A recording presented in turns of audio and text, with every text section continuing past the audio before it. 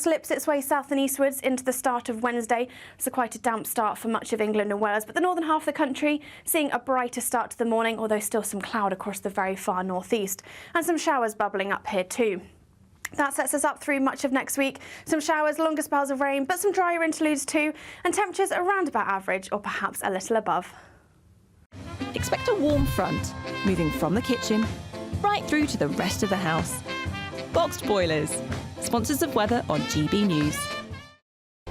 Courtesy of Marquis Leisure, you could be driving away with this brand new Elnag Baron 560 motorhome. It comfortably sleeps 4, comes with sky roof, integrated kitchen and bathroom, and is worth over £67,000. And that's not all, as we'll also give you a further £5,000 in tax-free cash to make sure that wherever this motorhome takes you, it takes you there in style. For another chance to win the lot, text WIN to 63225. One entry costs £2.50 plus one standard network rate message, or text BONUS to 63225. 5 entries cost £5 plus one standard network rate message. Go to gbnews.com/win. Entries start at £2.50. Call 0903 686 3232. Calls cost £2.50 plus your network access charge. Or post your name and number to GB13 PO Box 8690 Derby DE1 9TT. UK only. Entrance must be 18 or over. Lines close at 4 p.m. on the 6th of June. Please check the closing time if listening or watching on demand. Good luck.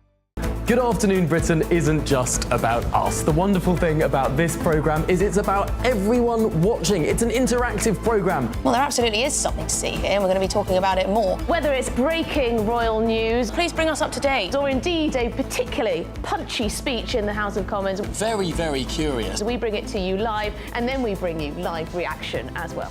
That's Good Afternoon Britain, weekdays from midday. Only on GB News, the People's Channel, Britain's news channel.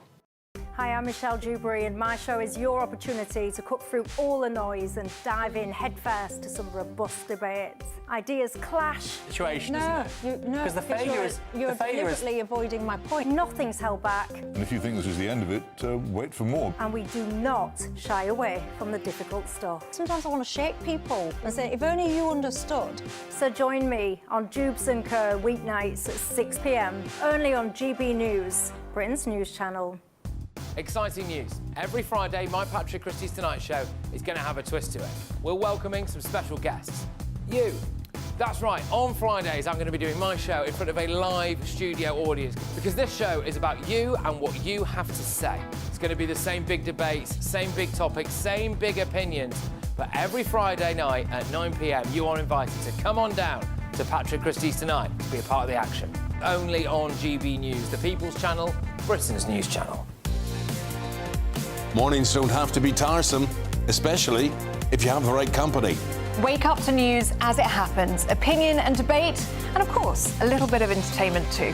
Because when the kettle's on, we're on. That's Breakfast on GB News, a show worth waking up for. Every morning from 6 a.m. Only on the People's Channel, Britain's news channel. We'll spread the news, you spread the word.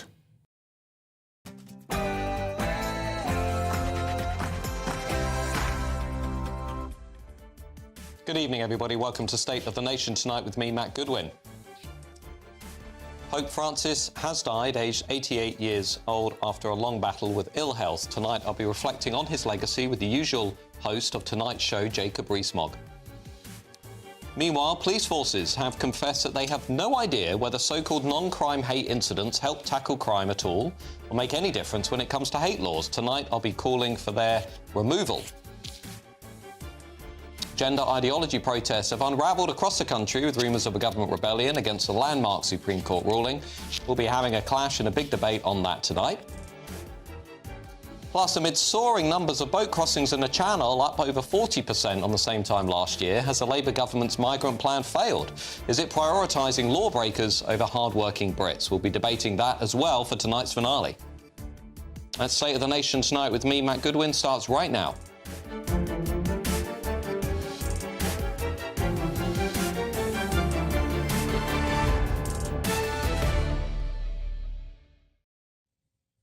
Now, I'll also be joined tonight by my top panel, former Conservative Cabinet Minister Sir John Redwood and political consultant Kevin Craig.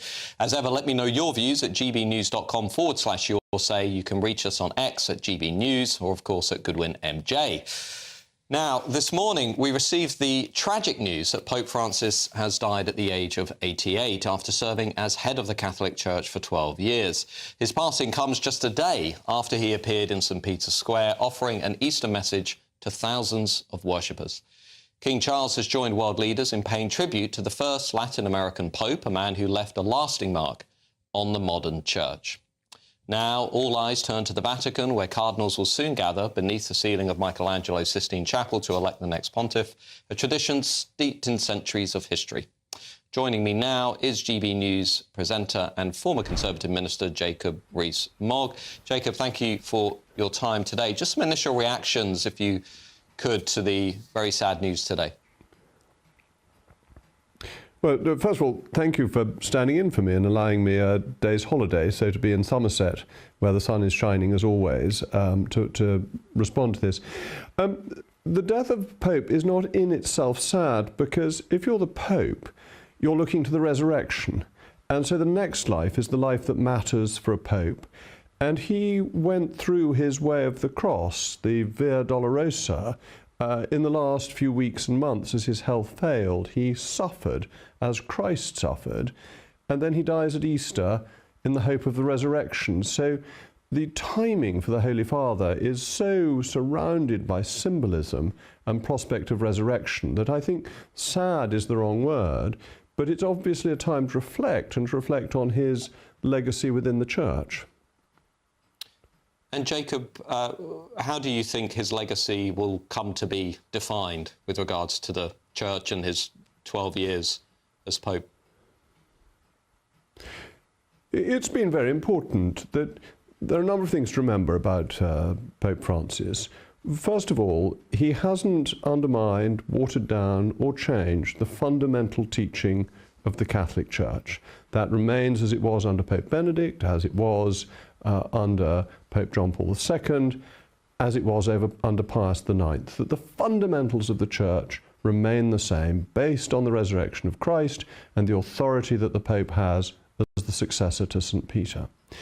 But what he also did was perhaps to relate to the modern world by emphasizing that the Church is a church of forgiveness.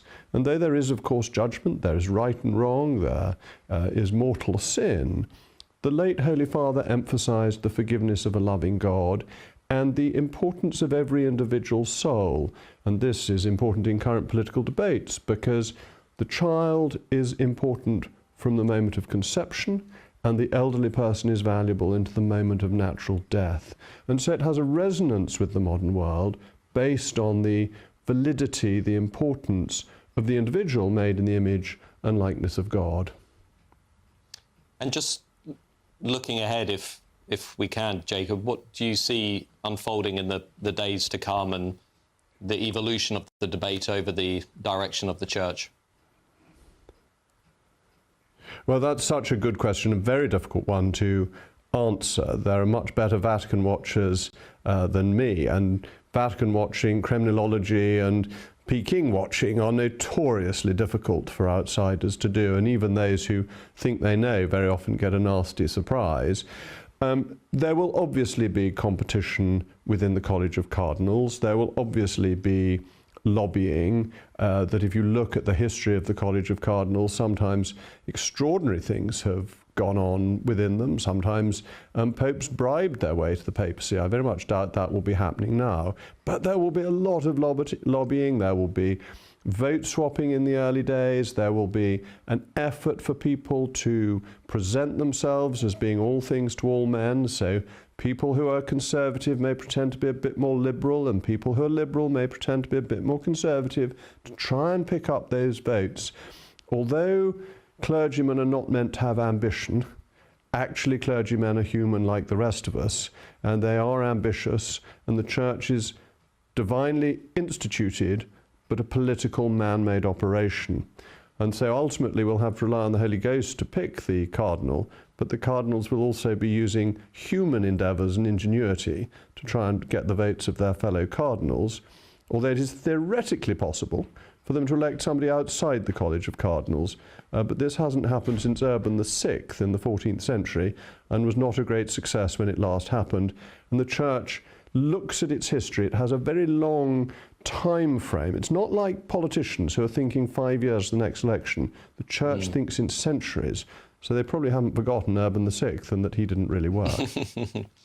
We've also seen over the weekend, Jacob, much talk, particularly online, about what people are calling the big Christian revival. We've seen, for example, Fraser Nelson, a Conservative columnist here in Britain, talk about this in his column. We've seen a lot of people posting pictures from various religious events over the last few days, suggesting that particularly among young people there is some kind of a Christian revival taking place. I just wondered if I could get your initial reaction to that and some thoughts as to what you've encountered in your area and indeed in your personal experience. Well, I've certainly noticed it. Actually, one of my nephews I'm very proud of because he has a vocation and is in the process of formation to become a priest. And the young do seem to be embracing Christianity, but they seem to be embracing what you might call full-fat Christianity. So Catholicism is doing well with the Latin Mass, with the old rite, with traditional Catholicism, and then the Protestants are doing well with the evangelicals. The wishy-washy middle is the bit that's in trouble, and this shouldn't surprise you, because the teaching of Christ is not easy, it's not wishy-washy, it's clear, it's well-defined, and it's a hard message, a message of love, but one that's hard to follow in practice.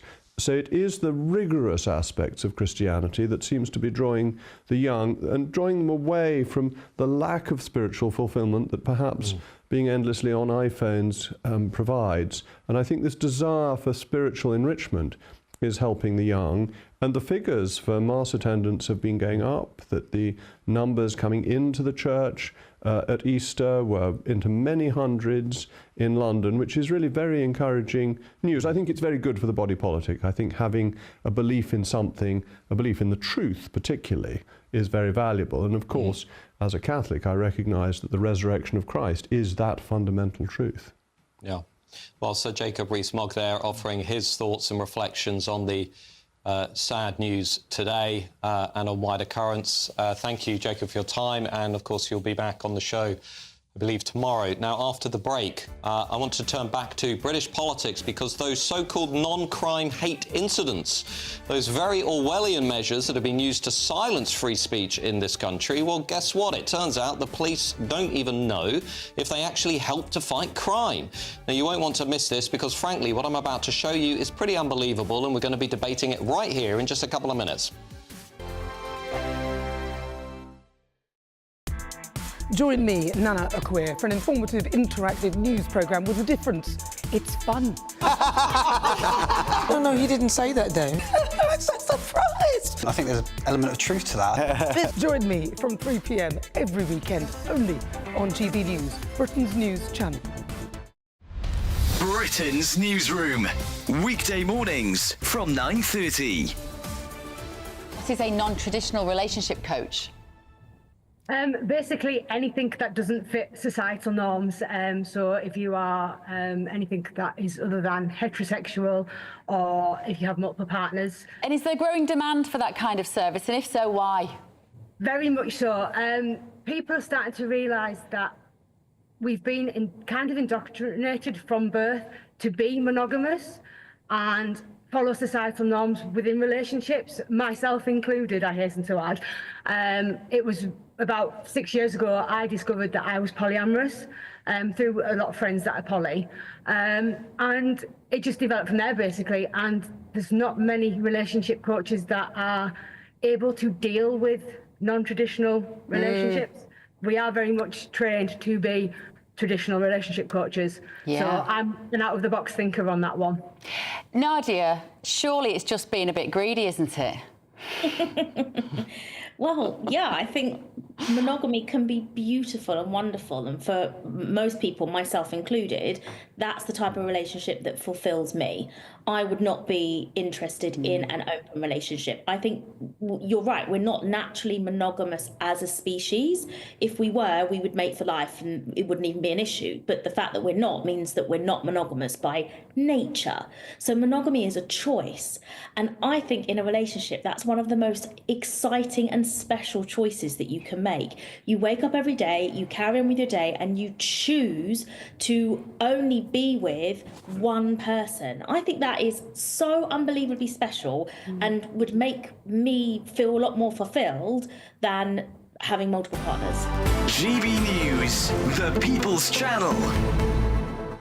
Westminster, the ultimate clique. And you're fighting like rats in a sack. But here on the Camilla Tominey Show, we ask the questions the establishment media is too scared to ask. OK, let me ask you a straight question, because I know you're a straight-talking politician. Whether it's net zero, illegal immigration or law and order, nothing is off-limits. You had the power then. Yeah, as I and say, now you've lost it. That's the Camilla Tominey Show, a politics show that's fearless. But no, let me finish my question if you don't mind, because it is my show. Sundays at 9:30, only on GB News, the People's Channel, Britain's news channel.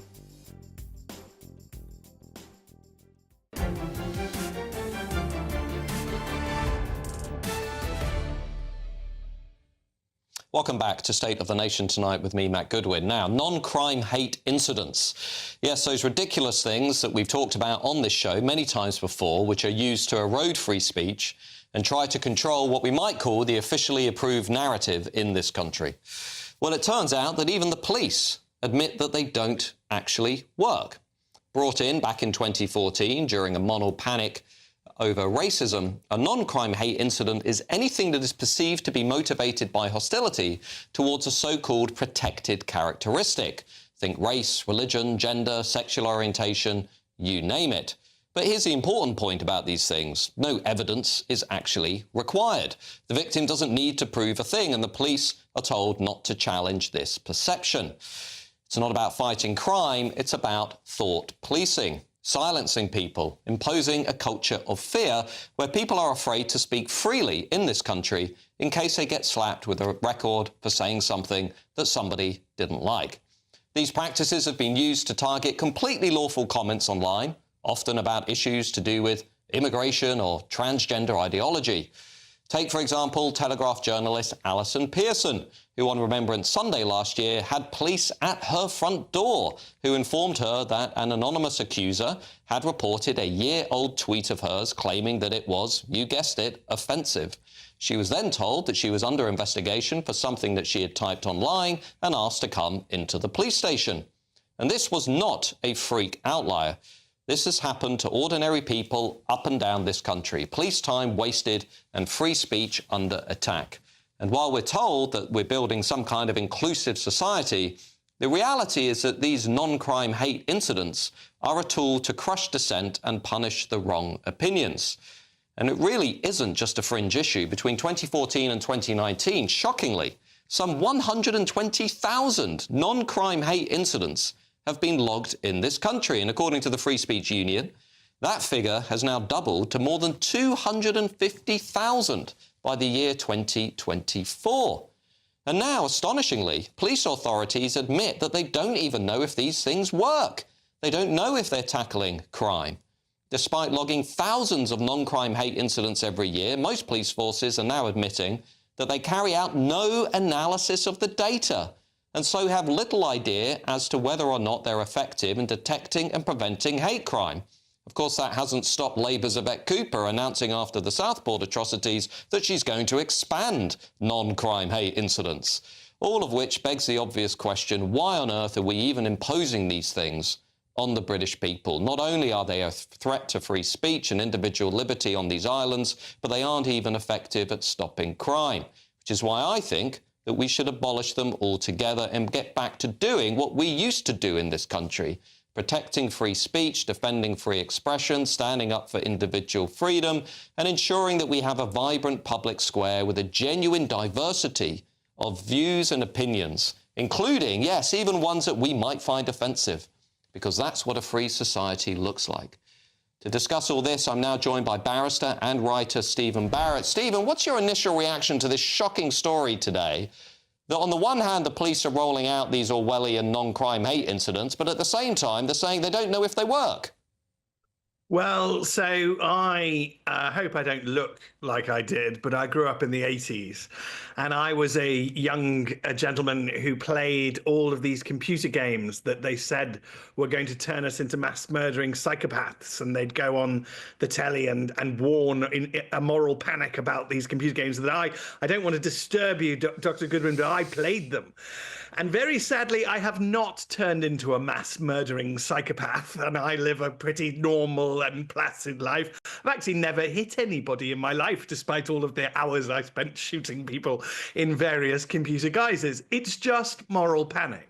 These people they're not terribly clever. They don't really understand the cause of things. And it's taken hold at the root of the College of Policing in particular that hurty words and bad ideas will cause violence. They seem to ignore the fact that human beings have a remarkable capacity to inflict violence on each other, even when they are totally ethnically homogenous. You know, when there's no difference between them, humans will find a difference. We'll always turn on the gingers if we can. You know, it's just a complete inability by those in authority to understand what causes violence, what's the risk of crime, and to fight it properly. And instead, they've created a massively bloated bureaucracy. I mean, the one thing you should challenge about Cooper on is if she says she's going to expand the definition of non-crime hate incidents, ask her how. Because I don't know how it could be bigger. It covers any alleged incident. So that's an incident that didn't happen. It involves any which is perceived by the alleged perpetrator to be motivated. I mean, you can't get this bigger. How is it bigger? How can you possibly have a bigger definition? Stephen, if we put ourselves in the shoes of those who are supportive of non-crime hate incidents, for example, Yvette Cooper, they would say that these measures are crucial for combating hate, xenophobia, racism, the views that we've seen sometimes bubble to the surface at particular moments in British history, and that actually we need these measures in order to try and suppress some of the worst instincts of human beings. I mean, what would you say to that? You suppress the worst instincts of human beings by bringing out the good, not by having some conflated bureaucracy and a Stasi-based thought police.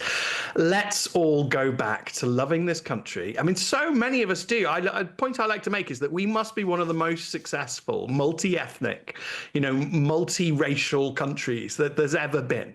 You know, we've been all getting along without any serious incidents. I know there were troubles in the 80s, and look, I'm not trying to pretend that we're perfect, but we've really got on an awful lot better than many multi-ethnic societies, and I just think we should be proud of our beautiful country.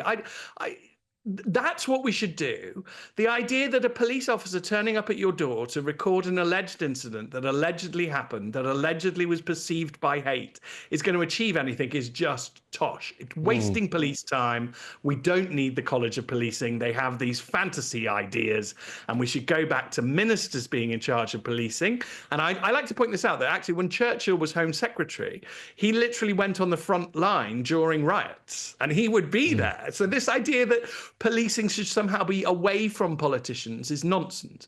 You bring the politicians in because the politicians are answerable to us. If you get rid of the politicians, the police won't be answerable to us anymore. And that's what's gone wrong on a fundamental level.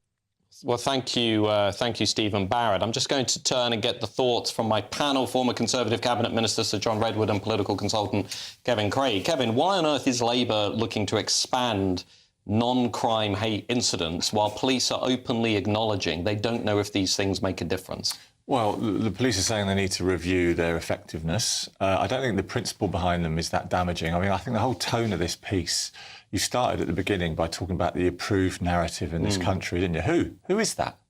Who is that? What are we talking about? And the guy just on there, talked about some Stasi-like operations by the government. Look, This Labour government, in my view, is a centrist one, right? There's a review going on by the College of Policing and another national association this year to look at these measures. They started for good reasons back in the day off the back of the murder of Stephen Lawrence. If they're not working, I think they're going to get looked at. The principle is OK. This debate is frenzied tonight. John, we haven't got anything to worry about. Well, I think that's completely wrong. I mean, I think you spoke for most of us, Matt, in your excellent piece. And it is over the top. It is diverting police from much more serious matters that the public expect them to clear up or to tackle more vigorously, because clearly police resource is limited. Time is only available for important things. And if we clutter it up with things that aren't crimes, and so nothing in the end is going to happen other than terrifying the person and wasting their time and the police time. When there are people robbing the local supermarket, terrorising the local corner shop, or doing worse things, crimes of violence, antisocial crimes, those are the things that ought to have the priority. And the police would then be in much greater esteem by the public if they're seen to be leading on the things that matter most to us. I mean, Kevin, just to, you say the principle behind these things is a good one, is sound. I mean, just to remind viewers, a non-crime hate incident is if somebody watches this show and says, well, Matt Goodwin has just offended me, and they call the police and they file a complaint. They do not have to give the police any evidence of that complaint. They can just allege that I've offended them. A black mark then goes on my record, which a future employer, let's say I went for a job at, I don't know, the BBC, they could call the police, contact the police, get hold of my record, say, oh, there's a non-crime hate incident logged next to this guy, Matt Goodwin. Turns out that actually that's then working against me, even though no evidence has been supplied. So I just want to ask you the question, why is that principle sound? That isn't sound. That is a non-crime hate incident. But look, if that is happening, if that is well, the Telegraph journalist. I didn't interrupt you, Sir John, if you don't mind, please.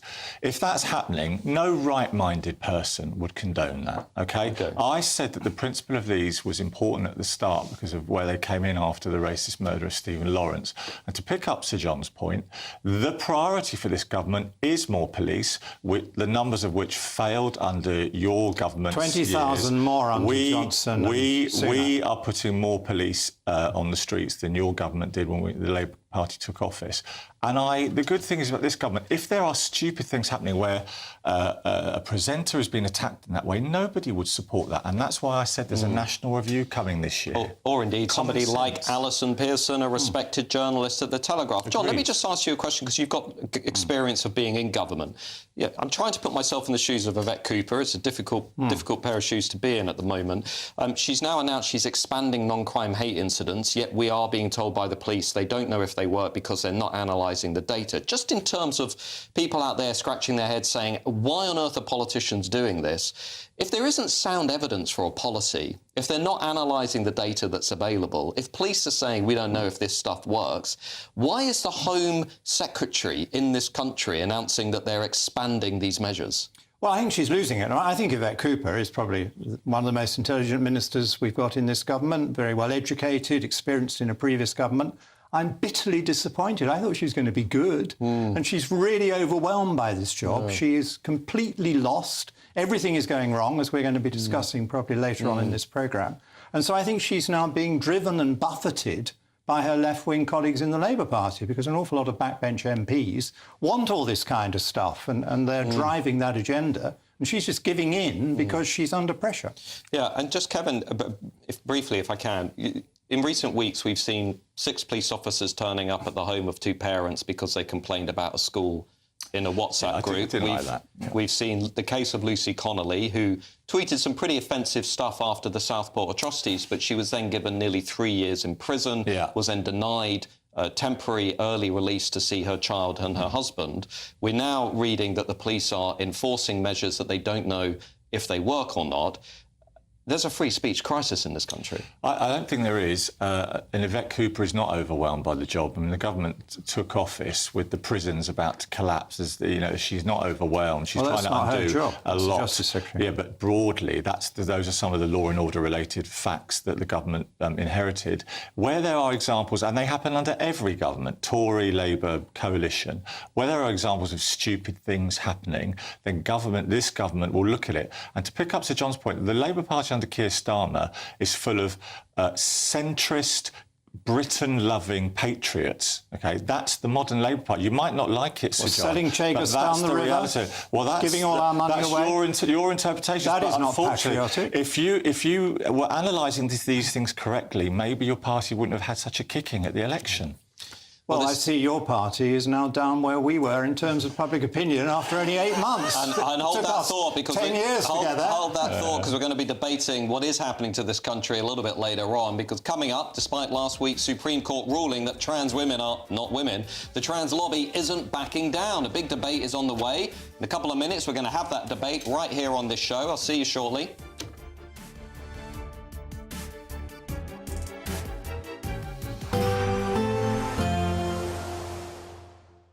Dinner under the stars tonight? That reminds me of our travel insurance. You mean all clear skies? All Clear Travel Insurance sponsors GB News Travel Destinations Forecast.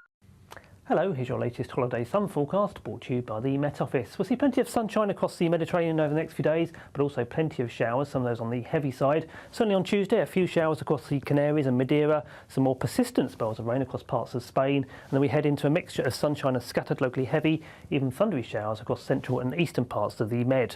As for the rest of the week, well, western spots will tend to brighten up, certainly some warm sunshine developing here, but plenty of showers continue further east. All Clear Travel Insurance sponsors GB News Travel Destinations Forecast. It's Patrick Christie's Tonight, and here we do things differently. It's explaining the absolute madness of this, doesn't it? It's explosive. I mean, this is very good. It's lively. 850. Your government sat there, Sean, and it did nothing. It's controversial. And the Middle East has been in turmoil since before I was born. It's everything you need to kickstart your evening. Everyone's had their Weetabix tonight. I love to see it. That's Patrick Christie's Tonight, weeknights from 9 p.m. Only on GB News, the People's Channel, Britain's news channel. Mornings don't have to be tiresome, especially if you have the right company. Wake up to news as it happens, opinion and debate, and of course, a little bit of entertainment too. Because when the kettle's on, we're on. That's Breakfast on GB News, a show worth waking up for. Every morning from 6 a.m. Only on the People's Channel, Britain's news channel. We'll spread the news, you spread the word. The royal family is an enduring symbol of tradition, unity and pride for Britain. At GB News, we celebrate what makes this country great.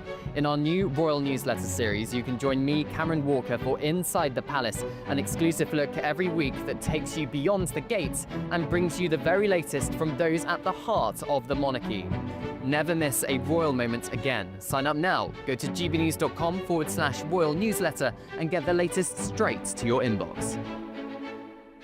Westminster, the ultimate clique. And you're fighting like rats in a sack. But here on the Camilla Tominey Show, we ask the questions the establishment media is too scared to ask. OK, let me ask you a straight question, because I know you're a straight-talking politician. Whether it's net zero, illegal immigration or law and order, nothing is off limits. You had the power then. Yeah, as I and say, now you've lost it. That's the Camilla Tominey Show, a politics show that's fearless. But no, let me finish my question if you don't mind, because it is my show. Sundays at 9:30, only on GB News, the People's Channel, Britain's news channel.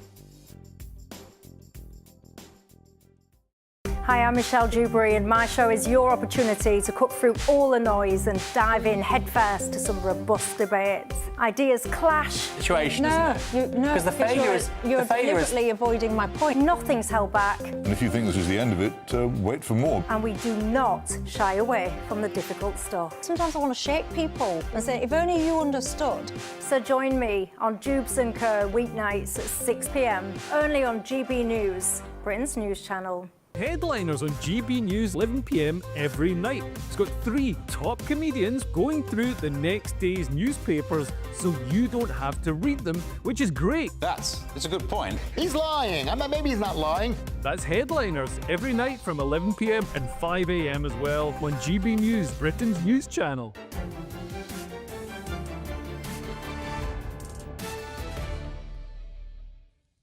Welcome back to State of the Nation tonight with me, Matt Goodwin. Now, we were just discussing non-crime hate incidents, and you've been sending in your views. Will says anything Yvette Cooper does or says is a disaster, even more useless than Keir Starmer and Rachel Reeves. I couldn't possibly comment. Ian says non-crime hate incidents are similar to ICE in America. The same principles apply in Britain. Well, keep your views coming in. Now, anybody who thought that last week's definitive Supreme Court ruling that a trans woman is not a woman would settle the debate has clearly underestimated the ferocity of the trans bullies. Sorry, I mean the trans lobby. Despite the highest court in the land confirming that sex means biological sex, that the legal definition of a woman should be based on biology, many activists, as we've seen in protests and marches over the weekend, are still refusing to accept the judgment.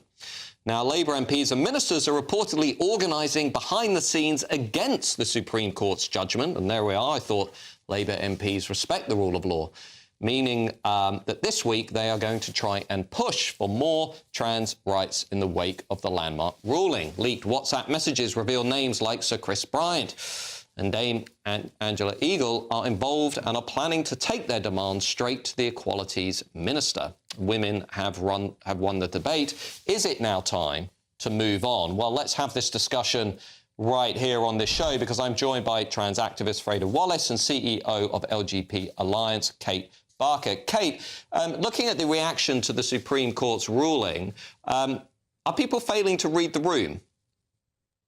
Yeah, absolutely. I mean, look, I don't think the Labour Party are going to be particularly worried. They know that protesters are an entirely different breed to voters. And when we look at the polls on this issue, it's absolutely clear that the Labour Party is taking the right path with all this. Also, what we see from the polls is that attitudes towards things like men in women's sports and men in women's spaces and children being given puberty blockers have really hardened over the last 2 years.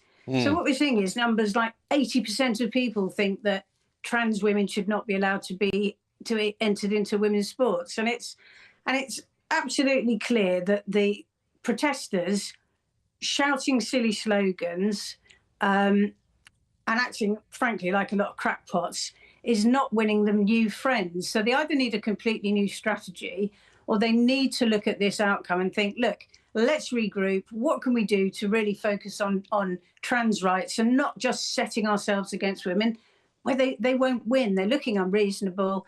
Public don't support them, and the Labour government knows what side its bread's buttered, and they're going to stick with us. Freda Wallace, it's time to pack up and go home if you're a radical trans activist. Well, I think Kate lives in a bit of an echo chamber by the looks of things, because everything I've seen, everybody that's spoken to me, understands that a Supreme Court should not be deciding what women are. I was reading Peter Hitchens yesterday in the Mail on Sunday, and he agrees with me. The idea that a Supreme Court can decide something like this, I believe in parliamentary democracy. I don't believe that directives or statutes like this should be upheld. And the people that are protesting on the street are a grassroots movement. They're the real people. They didn't organize. They're not part of Tufton Street or a lobby group. They're the people that these issues are affecting.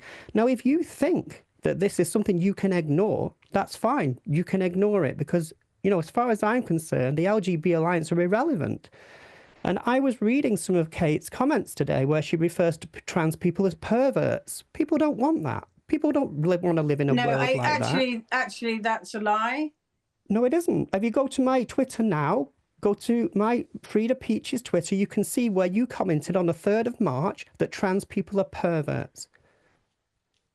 Well, should we keep this focused on the immediate debate? Kate Barker, this issue that actually there is still a significant grassroots movement that is trying to assert the voices of trans people that perhaps the Supreme Court judgment hasn't taken account of. I mean, how much credence do you give to that? I don't give any credence to it at all. 99 out of 100 people on that march, if asked, which rights is it that you're complaining about, did not have a clue. They'll say something vague like, well, it's human rights. We're being attacked. Well, by whom? By the Equality Act. This ruling by the Supreme Court simply clarifies the law as it is already. It simply makes it clear nothing has changed. And the misogyny of this is so absolutely clear. Why is it that those crowds are mad at women and not mad at Stonewall and other lobby groups who spent 10 years leading them down the gender path, telling people, especially children, that it's possible to change sex, and now shrugging their shoulders and realizing that it's a complete mistake. They've led people they've led people completely the wrong way. And, you know, what we're left with is a lot of confused kids, a lot of whom are really vulnerable. And then you've got a lot of quite manipulative adults who are running the show. And they're two really, really different cohorts. But as I say, 99 out of 100 can we just bring Freda? I just would like to bring Freda Freda Wallace in for a minute, if I can. Freda, do you have anything to say to that? And also this point that actually perhaps the trans activist movement did massively overreach in this debate. It's managed to alienate the sort of silent majority, if you like. Public opinion has turned quite significantly over the last few years. I work in polling myself. I've seen that, and that point by Kate, I think, is a good one. I mean, where does the trans activist movement go from here? Well, you might know, Matt, that in the 1960s, when they decriminalised homosexuality, there was no poll. People didn't want that. People were very much against the decriminalisation of homosexuality. We don't judge human rights on a popularist view. If I was the only trans person in the world and you disagreed with me, I would still be right, because it's about autonomy and freedom and fairness. It's not about what Kate Barker thinks is a woman or what any Supreme Court judge thinks is a woman. I don't demand to be called a woman. I just exist as I am, liberally in society. When my mother calls me her daughter, when my niece calls me her auntie, there is no Supreme Court judgment for that. There is no postmodern breaking down of ideas. It is just how naturally people talk to each other. Well, it's interesting you should say that, because, of course, you're absolutely right. And anybody can call themselves what they like. And you're perfectly free to dress as you like. But when you say all you want is autonomy, that's not true, because all this ruling does is prevents male people from going into women's spaces. That's what those flags are for. That's what those megaphones are for. Kate, it's not for people not calling you she, her. They can do that. They're absolutely free to do it. Nothing has changed in that regard.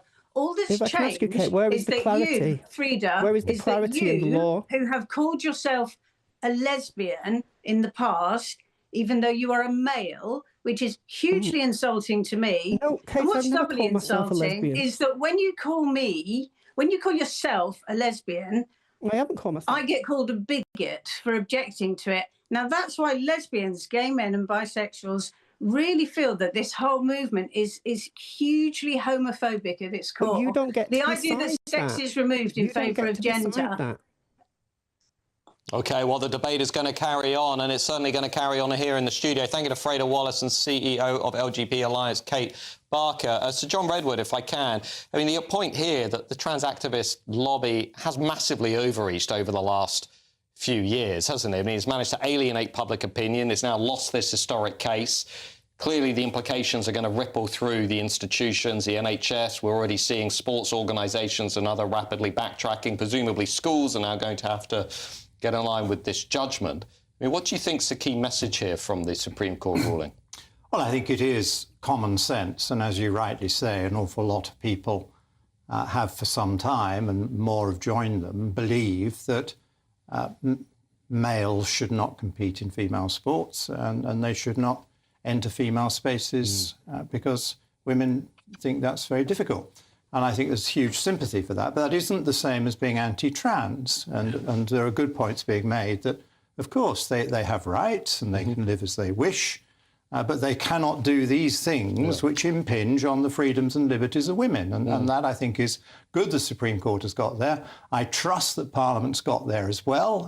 If you listen to most government ministers, they seem to agree with that. There are some who disagree with it. But I think if there were actually a free vote in the House of Commons now, MPs would be mad to vote against that view. Well, it'd be an interesting experiment, wouldn't it, Kevin Craig, if there was a free vote? Because we are seeing these leaked WhatsApp messages with Labour ministers clearly planning, plotting to try and outmaneuver this Supreme Court ruling. Now, all I've heard from Keir Starmer ever since he came into power is, you know, the law is the law and we must respect the judgments of courts. But here you have Labour ministers actively, basically planning to dilute or overturn this ruling. No, I don't agree. It's the second time tonight I've found the intros in this programme very, very partisan. Did you read the WhatsApp messages? I've seen the WhatsApp messages. They don't indicate a plot. They indicate a discussion around the Supreme Court's common sense ruling. So you agree with it? Yes, I do. I think the Supreme Court was a very good common sense view, and I think most people agree with it. You said in but your Labour ministers are saying in those messages. You said in your intro, I thought Labour MPs were supposed to observe the law. Well, they do. They do. Keir Starmer's a former prosecutor. The law and security are massive themes for this government. I think what's happened with the Supreme Court is there's unity across the political divide, and I think the House of Commons, it was given a free vote, would be very supportive of the Supreme Court ruling, whilst also, like Sir John said, the continued British tradition of tolerance for people to live the lives they want without threat, as long as it doesn't affect anybody else. That's what we're about. Do you think this judgment is significant? I think it's important. I think so it's important. In which case, let me ask you another question. Why has Keir Starmer not said anything about it? Well, he doesn't comment on every single issue. Well, he comments on, I don't know, Black Lives Matter. Why doesn't he comment on this? Well, I'm sure he will in due course when he's the first time he's asked about it. He'll have no problem commenting. Do you think he'll still say that 99.9% of women don't have a penis? I think he's clarified that. And look, as a Labour voice who's been on this channel for years, I'm answering your question. No. I've been on this channel for years saying that, you know, there's no problem defining a female as a biologically born woman. That is what he thinks. He said it. Rachel Reeves has said it. I think it's old news. The Supreme Court is just clarifying what most people think. So in which case now, presumably, schools, universities, the NHS, sporting associations, other public sector institutions will be ensuring that there are single spaces for women defined on the basis of biology, and they will not be subjected to what they have been subjected to in many of these institutions over the last 10 years. I mean, that would be an obvious response to this Supreme Court judgment. It looks like the common sense rollout is that after this clarification. And our minister's going to make that happen, though, because if we've got ministers who are wobbling on this, are they going to influence their colleagues? Well, I think a leaked WhatsApp exchanges are not the same as what ministers say at the dispatch box. You know better than any of us in the Commons. Yeah, but it means there's an argument going on behind the scenes. I think the public need reassuring that the government not only mouths the words that it agrees with this judgment, but as Matt says, actually enforces it, because it does need a change of practice in schools and hospitals and surgeries and all the rest of it. Government policy has been clearly stated in recent days that the Supreme Court judgment will be upheld. And I hope there's no ambiguity. I hope indeed also the Equalities and Human Rights Commission, including the chair of that commission, will be respected by Labour MPs, because some of the comments in those leaked WhatsApp groups were not particularly supportive of the Equalities and Human Rights Commission, but let's watch this space, and we will watch this space.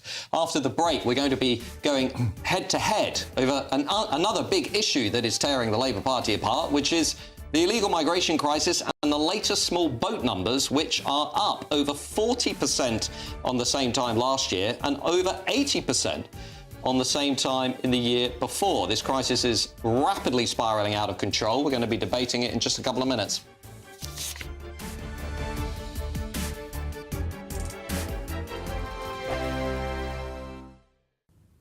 Good evening and welcome to your latest GB News weather from the Met Office. There's been plenty of rain around for many of us on Easter Monday, but it is going to be turning drier as we head through this evening and overnight. Plenty of clear spells in places. However, low pressure is still very much in charge of our weather. We see that weather front from today continuing to push its way north and eastwards, and the legacy of that cloud, outbreaks of rain continuing across parts of Scotland through the rest of this evening. For the majority of the rest of us, though, any showers that we've seen gradually starting to die out this evening, so turning drier with plenty of clear spells on offer as we head into the early hours of Tuesday morning. Where we do see those clear spells could be turning quite chilly, perhaps a touch of frost in places, and also seeing some mist and fog forming under those clear skies, but generally staying just that little bit milder across the very far northeast, where we do see that cloud and the continuation of some outbreaks of rain persisting through Tuesday morning. Across mainland Scotland, generally a drier picture, a bit of a brighter start to the day. Some mist and fog across parts of Northern Ireland will clear quickly through the morning, as well across parts of Northern England too. But across parts of Wales, the southern half of England, a dry and bright day. Plenty of sunshine and blue skies on offer to start the morning. As we then head through Tuesday afternoon, while we do see any sunshine across the southern half of the country, there will be 1 or 2 showers bubbling up, though these likely to be much lighter and a bit more scattered than we saw on Monday. The legacy of that cloud and rain does continue across the very far northeast of Scotland, and then it's all eyes out to the west as we see this next weather front arriving. Feeling pleasant in that sunshine with highs of 17, 18, perhaps 19 degrees, but feeling a bit fresher across Northern Ireland. That weather front then slips its way south and eastwards into the start of Wednesday.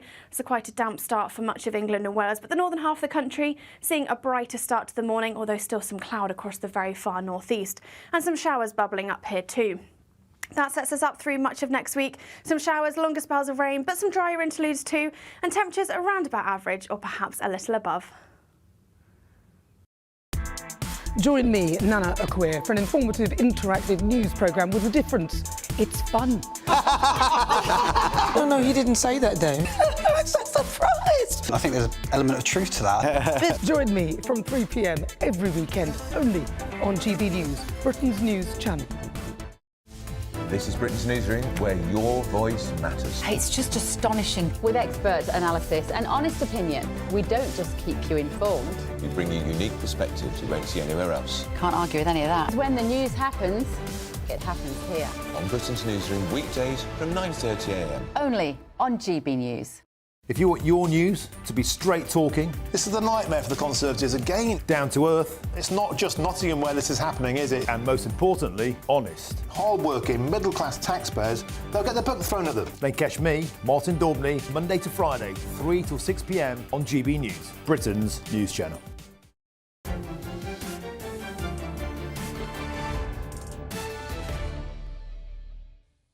Welcome back to State of the Nation tonight with me, Matt Goodwin. Now, as of today, a total of 9,099 illegal migrants have entered Britain in 162 small boats this year. That is up 45% on the same time last year, and it's up 81% on the same time in 2023. This crisis is getting worse, not better. And remember, we're not even in the hot summer months yet. So we are on track currently for another record. But tonight I wanted to ask, has Labour's plan of smashing the gangs already failed, given these numbers? Labour is on track to decriminalise illegal migration, to scrap age checks, to grant indefinite leave to remain to people who arrive in this country after 5 years, not to mention maintaining very generous welfare for people who break our laws, leading even the French to say we've become a soft touch. None of this is to mention the huge costs incurred by the state that will inevitably be paid for by you. £5.5 million every day for hotels, £7 billion a year for our broken asylum crisis. How many winter fuel payments would that cover, I wonder? With me now to debate this is my panel, former Conservative Cabinet Minister Sir John Redwood and political consultant Kevin Craig. Now, Kevin, I'm just going to bring up a chart which shows you the number of small boat crossings at this point in April this year and previous years. And what you can see on the right of this chart is where we are today. Over 9,000 people crossing illegally, breaking our laws. It's never been this bad. I'd put it to you that Labour's plan, Keir Starmer's plan, Yvette Cooper's plan, it's not working.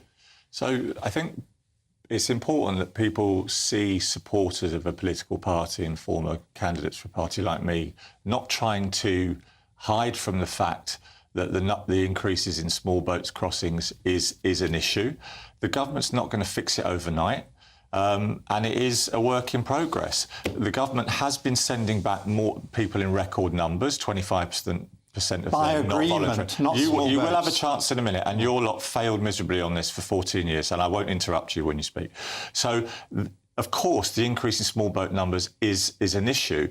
The government's new legislation to tackle this is not taken effect yet, and it's not done. But it's not even 1 year of the new government. And the thing I want to say to people is, yes, these numbers are not great, and you have to give the government time. Just to be clear, so everyone out there is clear. Yeah. The legislation you mentioned from Labour, so Labour has removed the ability to detain and deport illegal migrants. It's scrapped the Rwanda plan. It's removed the age checks. It's made it easier for people from Afghanistan to migrate into the country. It's also maintained a very generous welfare system for people who enter. I was in a part of northern England recently, and I saw just how generous we're being with welfare. I mean, Labour's made it easier to break into this country. The Afghanistan changes were linked to people, many of whom had been involved in our conflicts over there. Labour is going to crack down on the gangs behind this. Labour is not making it easier for illegal immigration. Labour understands that working-class communities are really worried about it and they want something done. Well, that's just cloud cuckoo land. You're absolutely right that all the changes they've made mean more people coming in. And Rwanda was beginning to have a deterrent effect even before people had been sent there. It wasn't a gimmick. And people were going to Ireland instead of to United Kingdom because they didn't fancy the idea that this was going to kick in. And if they'd stayed in office a little bit longer and got some flights off, it would have had an even bigger deterrent effect. But there's nothing wrong with the idea that you smash the gangs. It isn't a new idea. The previous government was trying to do that and didn't get that far with it. But why is it that they don't do the obvious things? They pick these people up in the middle of the channel out of a small boat. Why don't they make sure that when they get to Britain, they arrest the person who was driving the boat? They don't even do that. No. They don't even question them. They know how the racket is working. Why don't they do mystery shopping? Why don't they find out how you get on one of these boats? Were you this and how much vocal it about costs? this over the years where the figures really increased? Serious question. Under your government, were you this vocal and passionate? Yes, of course I was. So why didn't anything happen then? Well, some things did happen, and the numbers were lower than they are today, and we needed to do more. I've always admitted that. But your lot came in and said, you were rubbish, we're going to change it all. And all the changes they've made have made it easier for people to get into the country. And they haven't done any of the obvious things to smash the gangs, like mystery shopping, by better intelligence work on the continent, by getting some value for all that money. Both governments have been paying the French. They need to tighten up on all that. Let's just put the partisan point to one side. Let me just speak for people who are just frustrated with both of the parties, Conservative and Labour. Everything that's come out of your mouth tonight has been partisan. When you say, I have a very clear view, which is much closer to the view of the average voter than the Labour Party is currently. How do you know that? So because I look at the polling, like a lot of people, I can see where voters are. They're fed up of this crisis. We know that. They're fed up of paying $7 billion a year. When you say Labour's made changes and is returning record numbers, what you mean is most of those people who are leaving voluntarily, and you know that, Kevin. I said and secondly, 25% let's be clear about this because it's important so everyone out there knows the truth. Yeah. What Labour are doing is they are approving the vast majority of claims for asylum that are being made in this country when people get off the boats. So, of course, more people are coming from the Middle East and Africa and elsewhere because they know you've got an upwards of 2/3 chance of getting asylum as long as you can break into Britain illegally. No, but Labour are fixing the fact that nobody was being processed, and that's why we've racked up these massive bills. The system was a joke. Them to stay in the country. No, not always. No, record numbers are going back. It won't. People, whatever their politics, will know. OK. It won't get solved overnight. Well, we're going to carry on watching it because I'd like to thank my panel for the debate. I think I'm as frustrated as everybody else is out there. Up next, however, tonight is Patrick Christis. Patrick, what is on your show this evening? Well, thank you very much, Matt. Yeah, loads to go at. So we're going to be marking the Pope's sad passing, but also discussing why there's been a Christian revival right here in Britain. Breaking news tonight, there is going to be a migrant crime league table published for the first time, so that is finally happening. That'll be revealing. I'm also going to go to a town that has been turned into an illegal migrant hellhole, really, just to show why people shouldn't like migrant hotels in their area. And I spoke to a 104-year-old war hero. He said the secret to a good and long life is luck, genetics, a bit of alcohol, the love of good women, and some bad ones as well. He's a real character. He's called Colin Bell. You won't want to miss that interview as well. So I've got all of that coming your way and much, much more, 9 to 11 p.m. It's going to be box office. Don't miss it. But now, it's your weather.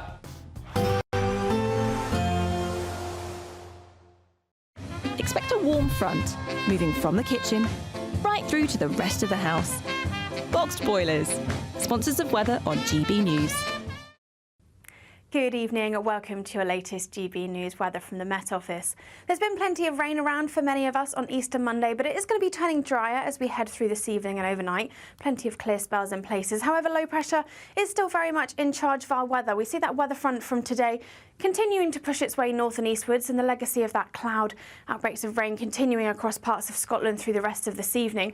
For the majority of the rest of us, though, any showers that we've seen gradually starting to die out this evening, so turning dry with plenty of clear spells on offer as we head into the early hours of Tuesday morning. What we do see those clear spells could be turning quite chilly, perhaps a touch of frost in places, and also seeing some mist and fog forming under those clear skies, but generally staying just that little bit milder across the very far northeast, where we do see that cloud and the continuation of some outbreaks of rain persisting through Tuesday morning.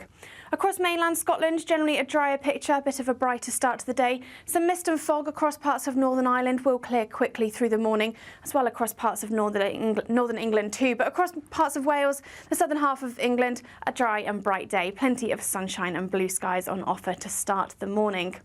As we then head through Tuesday afternoon, where we do see any sunshine across the southern half of the country, there will be one or two showers bubbling up, though these likely to be much lighter and a bit more scattered than we saw on Monday. The legacy of that cloud and rain does continue across the very far northeast of Scotland, and then it's all eyes out to the west as we see this next weather front arriving. Feeling pleasant in that sunshine with highs of 17, 18, perhaps 19 degrees, but feeling a bit fresher across Northern Ireland. That weather front then slips its way south and eastwards into the start of Wednesday, so quite a damp start for much of England and Wales, but the northern half of the country seeing a brighter start to the morning, although still some cloud across the very far northeast, and some showers bubbling up here too. That sets us up through much of next week. Some showers, longer spells of rain, but some drier interludes too, and temperatures around about average or perhaps a little above. A positive outlook through the night will power through to a bright day ahead. Boxed Home Battery Storage, sponsors of weather on GB News. Courtesy of Marquis Leisure, you could be driving away with this brand new Elnag Baron 560 motorhome. It comfortably sleeps 4, comes with sky roof, integrated kitchen and bathroom, and is worth over £67,000. And that's not all, as we'll also give you a further £5,000 in tax-free cash to make sure that wherever this motorhome takes you, it takes you there in style. For another chance to win the lot, text WIN to 63225. One entry costs £2.50 plus one standard network rate message, or text BONUS to 63225. 5 entries cost £5 plus one standard network rate message. Go to gbnews.com/win. Entries start at £2.50. Call 0903 686 3232. Calls cost £2.50 plus your network access charge. Or post your name and number to GB13 PO Box 8690 Derby DE1 9TT. UK only.